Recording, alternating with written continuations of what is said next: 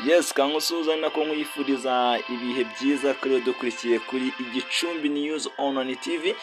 Twizera ko mukomeza kugenda mugubwa neza cyane. Tariki ya 8 z'ukwezi kwa gatanu umwaka 2021, twizera ko abantu mwese mwatangiye weekend mukomeza kugenda mugira ibihe byiza kabisa, mugenda mwenjoyinga weekend, ariko munibuka ko icyorezo cya COVID-19 kigihari. Abanyarwandakazi rwose mukomeze mwenjoyinga, ariko mwenjoyinge gake gashoboka. Hanyuma nitwa Emmanuel Niyonizera, ikiganiro cyitwa Igicumbi Sport.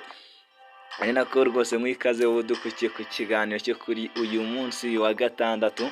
Twizera ko ukomeza kugenda ugubwa neza cyane. Ikindi kandi no gushaka kudukurikirana kuri platform zacu zitandukanye kugira ngo tubashe kuba twabana, yaba kuri Facebook akaba ari Igicumbi News _rawa. Ahanga rwose ukaba wasimbukiraho ukagenda uri amakuru abariho rwose, ukagenda uduha n'ibitekerezo. Hanyuma kandi kuri Instagram na Twitter ni Igicumbi News _rawa official. Aho ngaho naho rwose ushaka kuba watubonaho neza cyane 5 kwa 5. Mu gihe kuri internet nk'ibisanzwe ni Igicumbi News _rawa. Aha ngaho rwose ukaba wasimbukira ukagenda ubona amakuru menshi cyane ajya atandukanye tugenda tukugezaho yanditse, ndetse rwose ukagenda ukomeza kugenda umererwa neza cyane. Hanyuma reka duhite duhera hano iwacu mu gihugu cyacu cy'u Rwanda. Duhite duhera kuri shampiyona y'icyiciro cya mbere mu mupira w'amaguru mu Rwanda rwose, ikomeje kugenda ikinwa. Kuri ubu ngubu bageze ku mukino wa gatatu buri tsinda, aho ku munsi w'ejo habaye imikino igiye itandukanye, ndetse no kuri uyu munsi hakaba hategerejwe indi mikino. Wenda mu mikino yarayibaye mu ijoro ryashize, nuko ekipe ya AS Kigali rwose yagize gutya ikaza kuba ibona andi manota 3.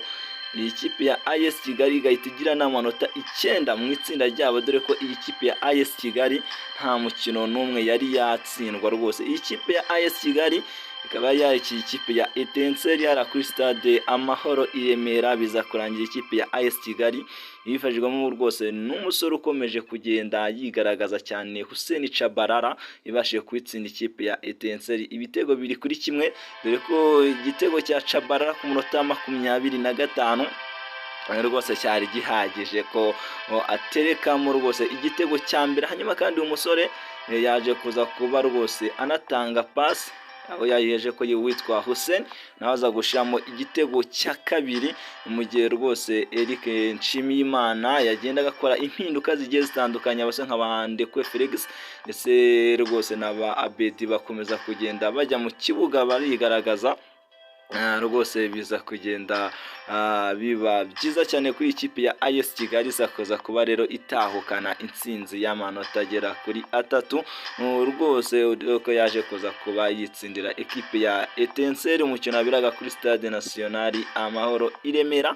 Hanyuma kandi undi mukino waje kuza kuba akaba ari ekipe ya Musanze yari yakiriye na ikipe ya Police Football Club, maze ikipe ya Police nayo izakoza kwa rwose ihatana umucyo, niko tuvuga, yaje kuza kwihacana umucyo, deko ikipe ya Police Football Club naje kuba rwose ibona intsinzi y'amanota agera kuri 3. Rwose ikomeza kugenda nayo yirukanka kuri ekipe ya AS Kigali, dore ko iyi kipe ya Police kugeza amaginga ngaya iri ku mwanya wa kabiri imbere y'ikipe ya AS Kigali ya mbere muri itsinda rya gatatu n'amanota agera kuri 9. Hanyuma ekipe ya Police ifite amanota 6, Musanze 3, mu gihe Etincelle ikomeje kwicara ku mwanya nyuma rwose n'ubusa, dore ko nta nota na rimwe iyi ekipe yari yabona.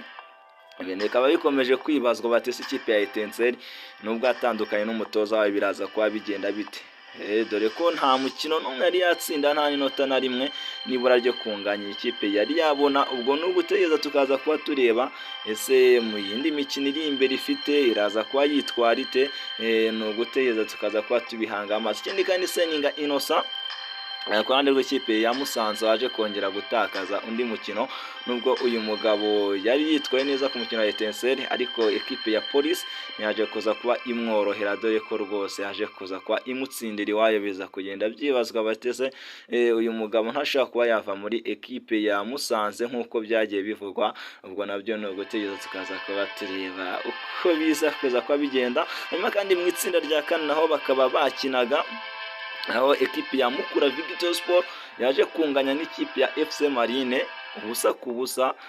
Niko uyu mukino rwose waje kuba urangira hariya mu majyepfo y'u Rwanda. Hanyuma kandi ikipe ya Sunrise yaje kuza kuba ihagarika umuvuduko wa ekipe ya Espoir, dore ko yaje kuza kuba itsinda ibitego 2 ku busa.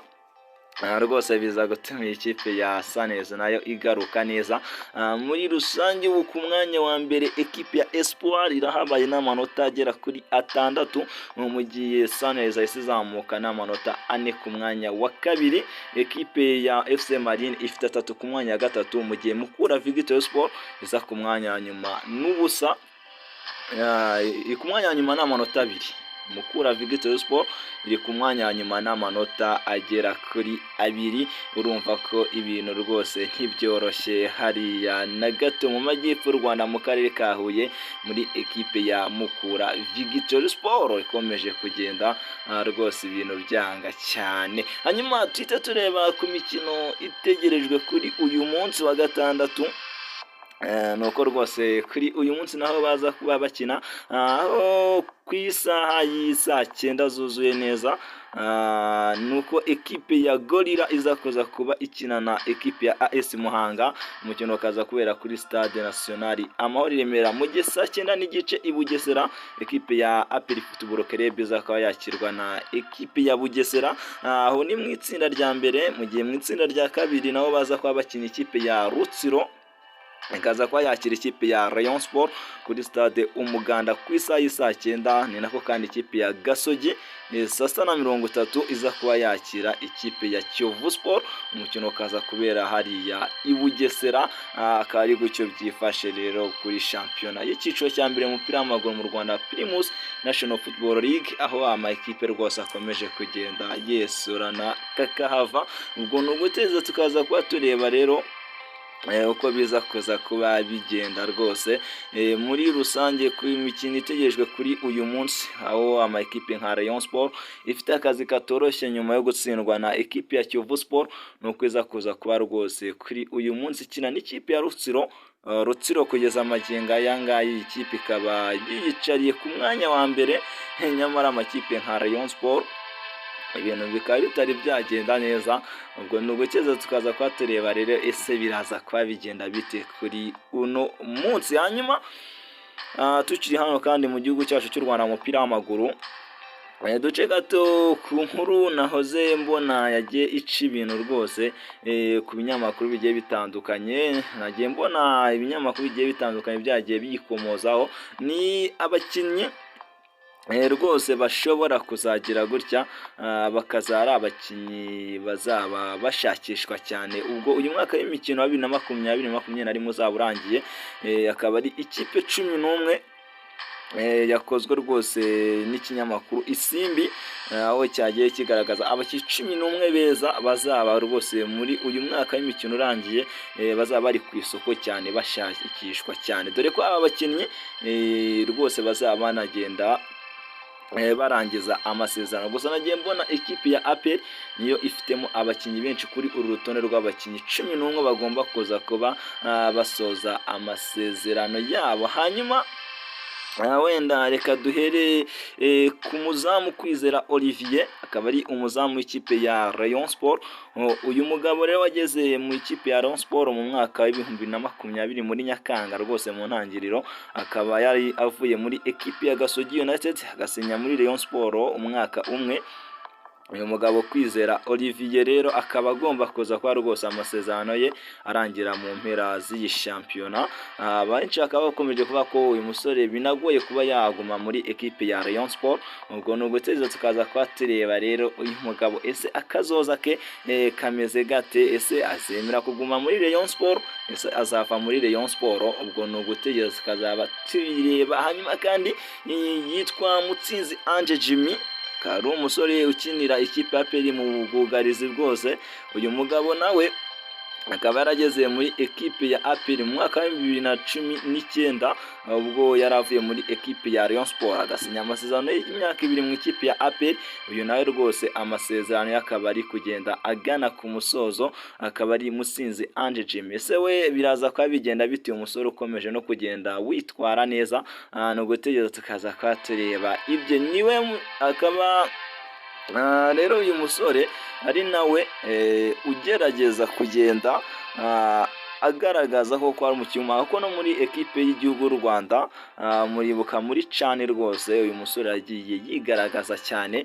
Ubwo ni ugutegereza tukaza kuba tureba bise biraza kuba bigenda bite. Tukiri kandi kuri ba myugariro ba ekipe ya APR yitwa Manzi Thierry, akaba ari na kapiteni w'iyi ekipe ya APR. Uyu musore akaba yaraje rwose muri iyi kipe y'ingabo z'igihugu mu mwaka wa 2019 avuye muri ekipe ya Rayon Sport akayisinyira imyaka 2 ikipe ya APR. Nawe rero amasezerano yo rwose ari kugenda agana ku musozo, aho rwose akomeje kureba ese uyu musore Manzi Thierry kapiteni w'ikipe ya APR araza kuza kuba yakongera amasezerano agwe muri iyi ekipe, ese biraza kuba bigenda bite. Hanyuma no gutegereza tukaza kuba tureba. Hanyuma kandi yitwa Niyomugabo Jean Claude, uyu musore nawe akaba yarageze muri ekipe ya APR mu mwaka wa 2019 akaba rwose yaravuye muri ekipe ya AS Kigali. Uyu nawe amasezerano akaba agenda rwose agana ku musozo muri uyu mwaka w'imikino, akaba rwose aza kuba agenda arangira amasezerano ye. Hanyuma yitwa Rugwiro Herve, uyu ni kapiteni w'ikipe ya Rayon Sport. Uyu musore nawe yarinjiye mu ikipe ya Rayon Sport avuye mu ikipe ya APR Football Club, akaba yarageze muri Rayon Sport mu mwaka wa 2019. Uyu musore agasinya muri Rayon Sport amasezerano y'imyaka 2. Uyu rero amasezerano nayo akaba agomba kuagenda rwose agana ku musozo muri uyu mwaka y'imikino muri ekipe ya Rayon Sport. Ubwo no gutegereza tukaza kwa tureba ese River Rugwiro araza kuba abigenza, ese araguma muri Rayon Sport, ariko birashoboka ko uyu musore yanaguma muri ekipe ya Rayon Sport. Ubwo no gutegereza tukaza kuba tureba uko bihagaze. Hanyuma kandi yitwa Niyonzima Olivier Sef, uyu nawe akaba yarageze muri ekipe ya APR mu mwaka wa 2019. Uyu nawe rwose amasezerano akagomba kuba agenda arangirana n'iyi sezo. Ubwo no guteza tukaza kwa ese APR iraza kuza kwikorera kwifitemo abakinyi benshi bagomba kurangiza amasezerano. Dore ko ndabona nka Jabel Manishimwe nawe rwose agomba kuba arangiza amasezerano muri uyu mwaka y'imikino. Uyu musore kandi akaba yarageze nawe muri APR mu mwaka wa 2019 avuye muri Rayon Sport. Akaba rwose iyi transfer yavuzwe cyane kuko yabanje kuvugwa muri ekipe ya Gor Mahia, ariko ntibyaza kuza kwa bikunda birangira uyu mugabo yigiriye muri ekipe ya APR Football Club. Nawe akaba agomba gusoza amasezerano muri rusange muri uyu mwaka. Hanyuma yitwa kandi Nsabimana Eric Zidane, akaba umusore akinira ikipe ya AS Kigali. Uyu mugabo rero nawe umaze imyaka 2 yongereye amasezerano muri iyi kipe y'abanyamugi, akaza kuba nawe amasezerano agana ku musozo. Ese uyu musore araza kuba yongera amasezerano, ese biraza kuba bigenda bite? No gutegereza tukaza kuba tureba uko bimeze. Hanyuma kandi yitwa Nshuti Dominique Savio, akaba ari umusore nawe amenyekanye cyane mu makipe nka APR Football Club ndetse na Rayon Sport. Uyu musore akaba yarageze mu ikipe ya Police Football Club mu mwaka wa 2019 aho yaramaze kwirukanwa mu ikipe ya APR Football Club. Uyu musore rero nawe akaba akomeje kugenda yibazwa, ese araza kuba aguma muri ekipe ya polisi, ariko uyu nawe birashoboka ko yaguma muri ekipe ya polisi. Birashoboka rwose ko uyu musore, kuko ndakeka ameze neza cyane kandi akomeje no kugenda yitwara neza. Ubwo ni ugutse tukaza kuba tureba ese Savio araza kuba aguma muri ekipe ya polisi ubw'umwaka w'imikino uzaba urangiye, se azaba ayisohokamo. Ni ugutegereza tukaza kuba tureba. Nyuma tujye kandi ku musore Hakizimana Muhadjili, akaba ari umusore nawe uzwi cyane mu makipe atandukanye nka APR. Uyu musore rero akaba yaranyuze rwose hariya mu gihugu cya Leta Zunze z'Abarabu. Muri Leta Zunze z'Abarabu ni uyu musore yaje avuye muri ekipe ya Emirates Club, aho yaje agasinyira ekipe ya AS Kigali. Nyamara uyu musore byari byavuzwe ko amakipe nka Rayon Sport bari barangizanyije, ariko uyu musore rero ntiyaje kuza kwajya muri Rayon Sport, ahubwo yaje kuyigira muri ekipe ya AS Kigali, aza kuba rwose asinyayo umukontra nawe y'umwaka umwe. Uyu musore rero nta masezerano ye rwose akaba agenda agana ku musozo muri uyu mwaka w'imikino. Ubwo ni uguteza tukaza kwa tureba ese uyu musore biraza kuba bigenda bite. Muhadjili Hakizimana, umwe mu basore rwose twavuga ko umusore mwiza kuri ubu ngubu dufite, ugenda rwose akontorora ikibuga cyo hagati kugira ngo ibintu bikomeze kugenda bigenda neza cyane. Ese Muhadjili araza kuba yemera kuguma muri AS Kigali nabwo kontara izaba iganye ku musozo. Ese biraza kuba bigenda bite, no gutegereza tukaza kuba bireba. Hanyuma akaba yitwa Babuwa Samson, ni rutahizamu w'umunyanigeriya rwose ukinira ekipe ya Kiyovu Sport. Umugabo akaba yageze mu Rwanda mu mwaka w'imikino wa 2019 avuye muri ekipe ya Sunrise. Nibwo yaje mu Rwanda ajya muri Sunrise, hanyuma mu mpeshyi nibwo yahise yinjira muri ekipe ya Kiyovu Sport asinyamo umwaka umwe, ariko icyo gihe icyorezo cya COVID-19 cyahise rwose gitezamo, hanyuma ntiyakina. Kuri ubu ngubu rero uyu musore akaba rwose akomeje kugenda nawe hibazwa byinshi kuri we, dore ko ni umusore rwose n'ibyo muri Kiyovu Sport murabizi baramuhagaritse, ahandi bati gutya na gutya. Ubwo ni uguteza tukaza kuba tureba rero ese Babuwa Samson. Gusa biragoye, dore ko nabonye umunsi ishize nyuma y'uko ahagaritswe ntakine n'umukino wa Rayon Sport, bakomeje kwibaza bati ese uyu musore ntabwo n'undi ari amakerikeri yo kuba yava muri ekipe ya Kiyovu. Ubwo ni ugutegereza tukaza kuba tureba akazoza ka Babuwa Samson ukomeje kugenda wibazwa cyane. Akaba ari abo bakinnyi rero rwose bakomeje kugenda bagarukwaho cyane, bashobora kuza kuba rwose ibyabo bijya ahagaragara nyuma ya shampiyona. Tukareba ese baraza kuba basinya mu makipe yabo, ese baraza kuba bayasohokamo.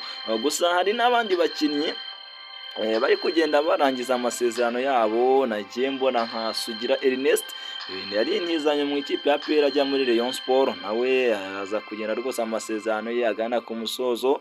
Abasore nka kapiteni wa Police Nsayimana Aimable, n'abasore nagiye mbona nka Idrissa Danyogo, bose nagiye mbona rwose amasezerano yabo agenda agana ku musozo. Ubwo ni uguteza tukaza kuba tureba rwose ko biza kwa bigenda. Iyi best rero y'abakinnyi rwose, aba bakinnyi beza baza bari free, nagiye mbona rwose ni n'ikipe ikomeye. Ariko iki kinyamakuru Isimbi cyase kinakora rwose 11 yabo neza cyane, aho mwizamu ni Kwizera Olivier nk'ibisanzwe, hanyuma mu mutima wa defense Manzi Thierry na Rugwiro Herve, hanyuma ku ruhande rw'iburyo akaba hagomba guca Mutsinzi Ange Jimmy, hanyuma ibumoso niyo Mugabo Claude Romva hanyuma Sefu niyo nzima hagati ndetse na Sayimana Zidane, hanyuma umusore Muhadjili Hakizimana imbere yabo. Uruhande rumwe Nshuti Dominique Savio, urundi ruhande Manishimwe Djabel, mu gihe Babuwa Samson ati agomba kuba yataka. Urumva ko ni ikipe ye kabisa, izaba ari ikipe yaba ari nziza cyane nkurikije uko bimeze. Ubwo ni ugutegereza rero tukaza ko tureba abasore biraza kuba bigenda bite, ese biraza kuba rwose ibintu kuri bo byitwara gute. Ubwo ni ugutegereza tukaza kuba tureba uko biza kuba bigenda. Hanyuma reka wenda tugaruke mu kanya ari nako twerekeza muri Tour du Rwanda, turebe se muri Tour du Rwanda bihagaze bite. Yewe dusimbukire gato no ku mugabane w'i Burayi turebe byinshi bigenda bihavugwa, dore ko mu ijoro ryakeye hari imikino yagiye iba. Ese randevu muri iyi weekend ho bihagaze bite? Nyuma tuza rwose tugerageza tubisasanure turebe uko byifashe. Ikindi kandi nakwibutsa no nkwibutsa ko ushaka gukora subscribe kuri YouTube channel yacu kugira ngo tubashe kuba twabana neza, ariyo Igicumbi News Online TV, kugira ngo ibintu bikomeze kugenda neza cyane. Hanyuma kandi nkuko nabikubwiye kuri Facebook turiho, aho ukomeza kugenda udukurikirana neza cyane 5 kwa 5 kugira ngo tubashe kuba twabana neza cyane. Kadufata akaruhuko hanyuma tugaruke mu kanya.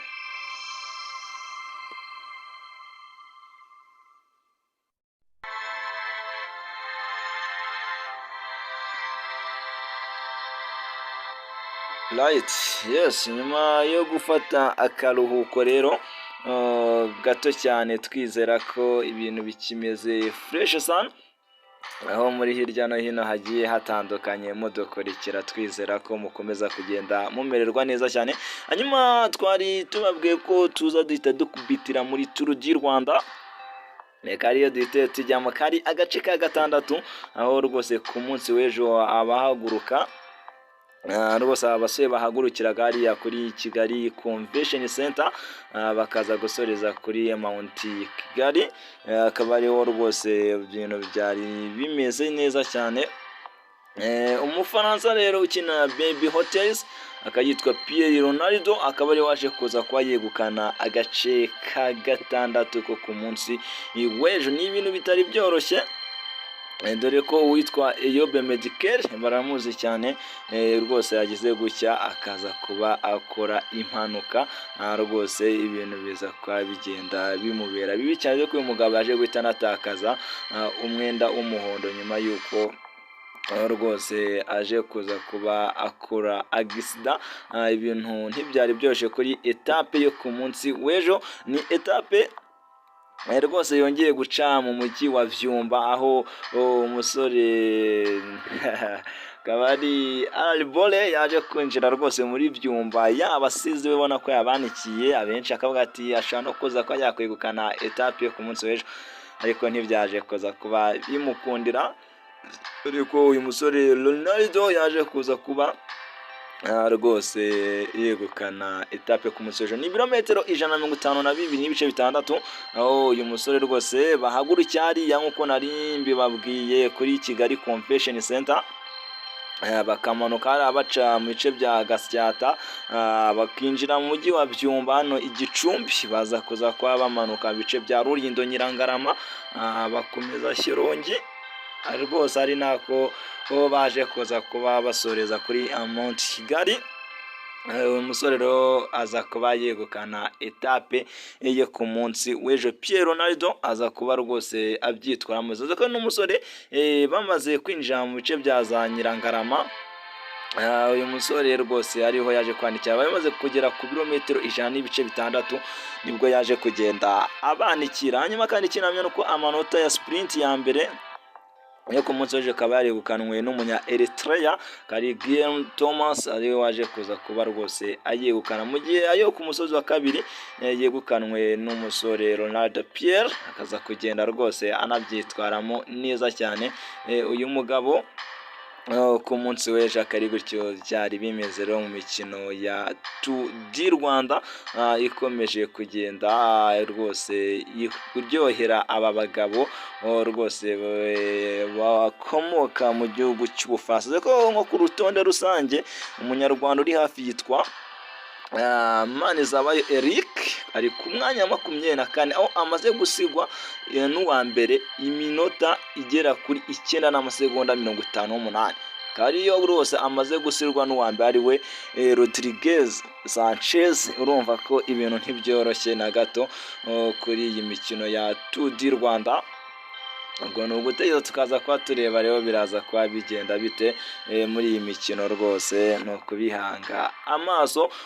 Uyu munsi baraza kuba ari agace kabo ka nyuma ka karindwi aho bazenguka muri Kigali n'ubundi ngo byinshi birambuye turaza kugenda tubikurikirana ese iri rushanwa reza kwa risozwa rite natwe tukaza kugenda tubaha amakuru neza cyane nk'igicumbi News Online TV rwose dore ko twakomeje kugenda tuhababera kandi ni ibintu bitari byoroshye na gato. Ubwo ni uguteza tukaza kuba tureba uko biza kuba bigenda, hanyuma reka duhite twambuka twirukanka cyane twerekeze ku mugabane w'i Burayi. Ku mugabane w'i Burayi turebe wenda byinshi bikomeje kuvugwa mu gihugu cy'Ubwongereza. Nabonye mu ijoro ryakeye bakinaga imikino igiye itandukanye ya shampiyona, dore ko shampiyona ikomeje kugenda inagana ku musozo rwose, ubona ko ibintu ntibyoroshye na gato hariya ku mugabane w'i Burayi mu gihugu cy'Ubwongereza.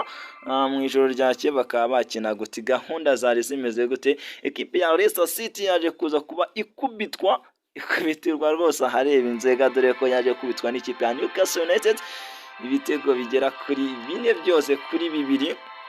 Abasore rwose baza kugenda bitwara neza ba Newcastle United, baje kuza kuba babona intsinzi y'amanota 3.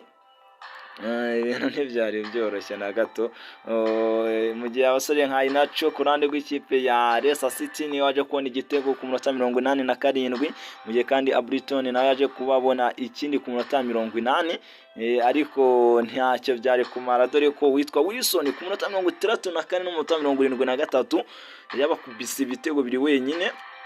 Hanyuma ku munota 34 kandi Dormant yaje kuza kwatsinda ikindi gitego cya Newcastle United, hanyuma kandi na Wilka aza gushiramo ikindi ku munota 22. Umukino uza kurangira gutyo ekipe ya Newcastle United ikubise ikipe ya Leicester City ibitego 4 kuri 2. Hanyuma kandi mu gihugu cy'Ubufaransa naho ekipe ya Lille ikaba nyuma rwose kwa igikombe, niko twavuga ikipe ikomeje kugenda iziritagura, dore ko yaje kubita ikipe ya Rennes ibitego 3-0. Ibitego byatsinzwe n'uwitwa Yilmaz ndetse na David ku munota 60, biza kuba bituma iyi kipe rwose itahukana intsinzi ya Lille itsinze ikipe ya Rennes ibitego 3-0, dore ko uyu musore Yilmaz aje no gutsinda igitego ku munota 40 kuri penalite, ndetse no ku munota 2 yari yazinyeganyeje, mu gihe David aje gushiramo ikindi ku munota 60. Biza kwa birangira gutyo aho mu gihugu cy'Ubufaransa muri Ligue E ekipe ya Lille itsinze ikipe ya Rennes ibitego 3-0. Hanyuma mu gihugu cya Espagne La Liga Santander nabo bakaba bakinaga, ekipe ya Real Sociedad akaba yaje kuba itsinda ikipe ya Elche ibitego 2-0. Ibitego byaje koza bitsindwa rwose n'uwitwa Elizondo ndetse na Oyezabaz, akaba ari baje koza kwa batsindira ikipe ibitego 2 rwose hariya mu gihugu cya Espagne muri La Liga Santander.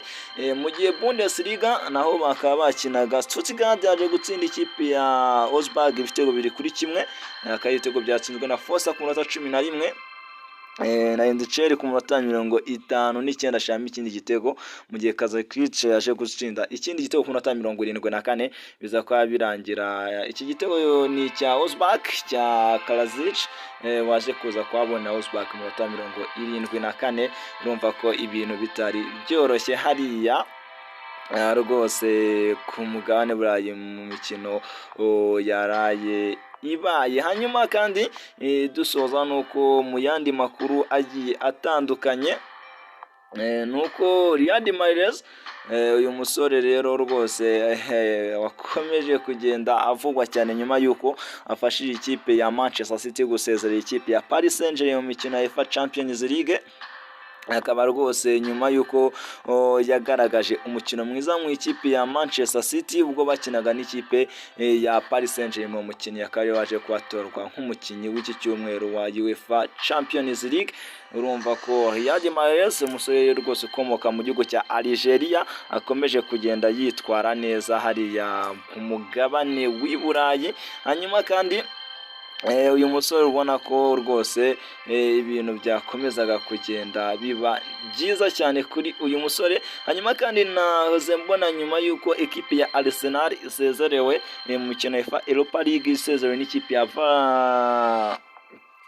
yarya ni ikipe rwose ya Arsenal nyuma y'uko isezerewe.